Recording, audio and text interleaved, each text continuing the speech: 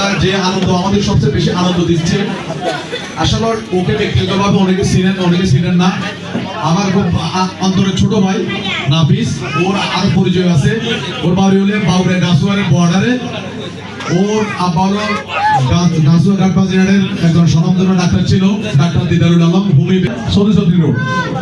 ও খুব সুনামের সহিত, আমরা তার জন্য দোয়া করবো। আর আমাদের নাফিসের জন্য একটা পুরস্কার আছে, সবাই হাততালি দেওয়ার জন্য জানাচ্ছি।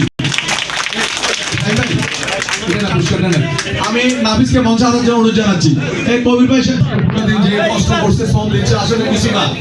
আমরা কমিটির পক্ষ থেকে তার জন্য সামান্য একটা, মানে এটা আন্তরিকতার বহিঃপ্রকাশ। তো আমরা পক্ষ থেকে, আমাদের কমিটির পক্ষ থেকে, অডিয়েন্সের পক্ষ থেকে আমি ধন্যবাদ জানাবো নাফিসকে আবারও, আমাদের এই ছোট্ট উপহারটুকু গ্রহণ করার জন্য। আসসালামু আলাইকুম।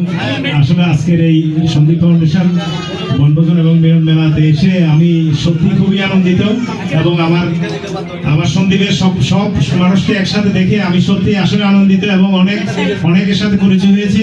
এবং আজকে যারা কষ্ট করে আজকের অনুষ্ঠান আয়োজন করেছেন তাদেরকে আমি শুধু ধন্যবাদ দিব না, তাদের জন্য অনেক কৃতজ্ঞতা, এবং আমি আশা করবো ভবিষ্যতে আপনারা এটা চালু রাখবেন। আমি ইনশাল্লাহ আপনাদের পাশে আছি, থাকবো ইনশাল্লাহ। ধন্যবাদ সবাইকে। আসসালামু আলাইকুম।